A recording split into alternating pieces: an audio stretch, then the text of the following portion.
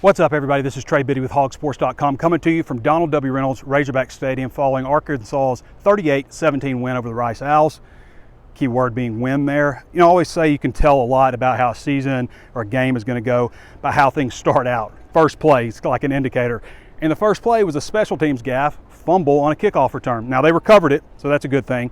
But there were some other special teams errors, and I mean, they have absolutely got to get that stuff cleaned up. I just don't understand why Arkansas year after year has been so bad on special teams. Trash flying around everywhere.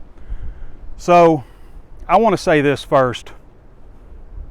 And Sam Pittman took a lot of the blame for how Arkansas played in this one, and you know, wide receiver drops and stuff, and that's coaching and all this stuff. But I guarantee you it's 17-7 against Rice with his former coaching staff at Arkansas, and they don't battle back for him. They just let down, let it happen. I promise you. So that needs to be said. Some credit needs to be given there. Now, having said that, without Jalen Catalon, I don't know that Arkansas wins this game. His contribution was fantastic. 11 tackles, 1 tackle for loss, had 2 interceptions. 2 of them, I mean, both of them could have gone for touchdowns. Monteric Brown had a really nice pick also, made a great play on the ball. And there were some big plays like that. I think ultimately what won this game for Arkansas is just more athletes. I mean, there were 23 penalties in this game. Special teams errors galore, bad play from your quarterback, especially passing the ball, wide receivers dropping. I mean, there were so many penalties in this game, and I don't know if there were more penalties or Rice players getting taken out. I mean, it seemed like every other play there's a penalty or somebody coming off the field with an injury or a dehydration or a cramp or something like that. It was, I don't know if I've ever seen so many. So let's just talk about the game a little bit here. KJ obviously didn't play very well. I thought maybe after he had that 34-yard run, things might loosen up for him a little bit. Still started 0 of 4. Now, he had some drops, as I mentioned. You know, Devion Warren had a drop on a deep slant over the middle here. Traylon Burks had 2 drops. One of them would have been a third down conversion. That one that Devion had might have gone for a touchdown also. By the way, Keetron Jackson, he wasn't holding on that long 68-yard KJ Jefferson run. I don't know what the referees, the flags were so late. And, you know, the 2 targeting flags on Bumper and Grant Morgan were both targeting. They were. I hate the punishment, though. I hate that they got to sit out a game. And let's talk about Bumpers, because he's got to sit out the Texas game now. Was the Rice player not targeting? It's always on the defensive guy. Is the Rice player for ducking his head down, is that not targeting? I don't understand that. So what did KJ end up with? Like 123 passing yards, 12 of 21 for 128 yards, 1 touchdown, 1 interception. Not a great performance.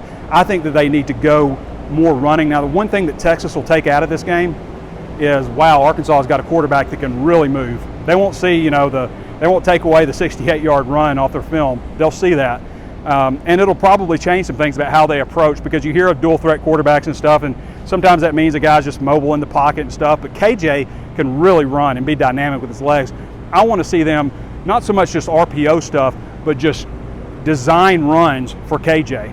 Just let him go, kind of like they would do with Matt Jones back in the day, or Darren McFadden, where it was like, hey, just fake the handoff here, but go. I think that he could do well there. I like what Traylon Smith did in the game overall, but I want to see more Raheem Sanders. I want to see Raheem more. He's a bigger back. I like backs that fall forward. Arkansas was 3 of 11 on third downs. You got to fall forward, and I think they've done a good job with Raheem, you know, teaching him to really hit the hole, and he's doing that. So let's see more Raheem Sanders, continue to see more Traylon Smith, but maybe just more running in general overall. Let KJ get a little more comfortable when teams are having to play that run so much. 123 penalties is just too many. 123, that's what it felt like, wasn't it? It wasn't 123 penalties, but it felt like it. It was 13 for Arkansas and 23 total. I mean, it's too much. So they've got some things that they've obviously got to clean up, but again, they did come out with a win. It looked really sketchy there for a little bit, and I think we're so conditioned to how Arkansas has responded in those situations in the past that you expected them to crumble. I could tell on Twitter the way people were talking. You just kind of expected it. Sam Pittman was worried that I wasn't going to be in a good enough shape to do the walk and talk. But when you're talking as fast as I do and you're climbing stairs, you lose your breath a little bit. This Texas game is going to be interesting. I mean, if you got nerves for this game, what's Texas going to be like? And it was great, by the way. I don't know if there were 65,000 at the end of it, but just to announce a crowd of 65,000, I thought the fans were great. Now, they didn't have a whole bunch to cheer for early on, but that's just something they've got to figure out. I don't know that Arkansas wins this game without Jalen Catalon, though, and Monteric Brown, and Bumper Poole also, who, again, is going to have to sit out that Texas game. I don't know if they win without this defensive performance.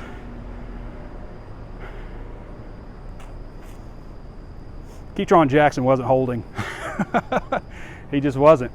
So I don't really know what else to say, guys. I mean, you saw the game. It was a disappointing showing for the offense. They've got a lot to clean up, especially, you know, when you have so much energy, so much geared towards this game. I was just happy to kind of be able to start asking different questions also. Traylon Burks has got to get back going. I mean, Traylon really practiced Wednesday light. I think he did like 4 periods, what Sam Pittman said. So he had a light practice Wednesday, and then Thursday they just did the lighter 1 hour and 15 minutes shorter practice.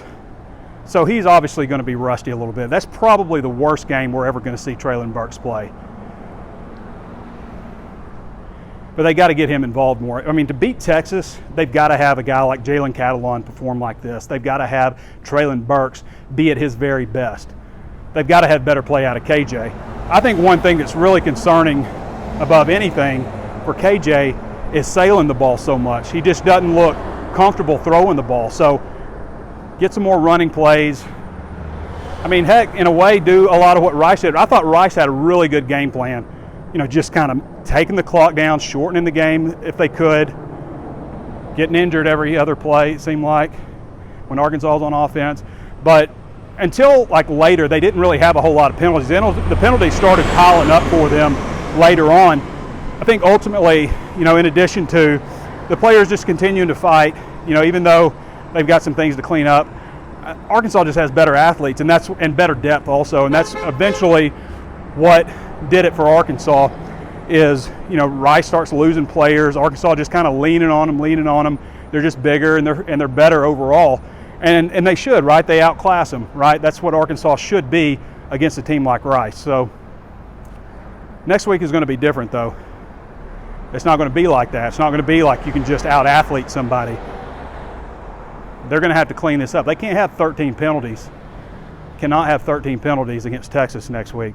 I mean, it needs to be like 4 penalties or something. They need to catch some breaks. Some of those flags were so late. I mean, it's like coming out of nowhere. Oh, there's a flag on the play. I still can't believe that Ketron Jackson one. And I can agree with the targeting penalties by rule. They're targeting. What's up? So anyway, not the cleanest start. A good finish. 31 unanswered points. You can't be too disappointed with that. I know everybody was irate with how things started off, and we all expect things to be a certain way. You expect them to come out and just clobber an opponent right off the bat, and sometimes that's just not realistic. Now, the important thing for Arkansas is to get better from here, to go back and look at what they did in this game, try to figure out why they keep getting off to slow starts, even dating to last year, well, forever, right? I mean, they've always gotten off to slow starts, not just under Sam Pittman. So they have to figure those kind of things out, and they don't have much time to do it, but hopefully they can take what they got from this game, because, I mean, in this day and age, like in practices, you're just not, like we're unable to, like people keep asking me, how's Arkansas going to be? Well, how good is KJ going to be? I mean, that's the question, hasn't it been? Like all offseason, like, yeah, I feel like they got, 23 seniors back. They've got a ton of returning starters back. They've got some guys that beat out starters, like 5 guys who beat out returning starters. Those are all good signs, but the one that you don't know is how good is KJ, and you're not going to know until it's live bullets. I mean, people were going irate over Brad Crawford's article where he ranked 14 starting quarterbacks in the SEC and had KJ 14th. I don't know if many people were arguing with it after the first half. Now, I think that KJ can be a good quarterback. We didn't see Malik Hornsby at all. Malik brings even more running ability than KJ. I mean, he can flat out fly. Now, he's not going to truck over some people, but they've got to figure out what KJ does well. And I think for a guy that runs like he does, it's just hard in practice to simulate it because you can't risk hurting him. So you've got a guy who can run at quarterback. You know that. Let's see him run more. Okay, I always could point to like Nick Marshall, because Nick Marshall wasn't a very good thrower for Auburn. But he threw for 2,500 yards that one year when they went to the national championship because everybody was scared to death of him running. And I think KJ can kind of be like that, especially if they can get a back going, a big back who's going to plow over people like Raheem Sanders can be. You know, get Raheem going, get more runs for KJ, and that's going to start opening up things in the passing game, and the wide receivers have to help him too. The wide receivers have to be there to help him. You got to have Treylon Burks be Treylon Burks. Defense, keep doing what you're doing. You ought to get John Ridgeway back. It was nice to see a good rotation there, but man, linebacker, when you had Hayden Henry missing time in this game because of being ejected in the Alabama game for targeting, Bumper Poole, Grant Morgan, Bumper's going to miss the first half of the Texas game. So there's just a lot of things. Better hurry. This guy's not slowing. So there's just a lot of things that, you know, you'll be able to go back on in this game too and figure out. But the defense, I feel like, you know, all the talk has been like defense is outdoing the offense in camp and stuff and yada yada. And you don't, again, you know, you got a guy like KJ who they're tagging off of him, you know, and he's down. So figure some things out. It wasn't the start that you'd want to the season, but it was still a win. They still covered the backdoor late cover. I think the finishing line was like 19.5, what I saw it at, and they covered. I mean, technically they did what Vegas thought they were going to do, as bad as it looked. It would be nice to see them get off to a fast start. If they get off to a fast start against Rice and finish the way they did, I mean, they might have really blown them out. They got to get it figured out on offense because it's not going to be like that next week. All right, everybody. Sorry it wasn't the greatest walk and talk I ever did, but it wasn't the greatest game either.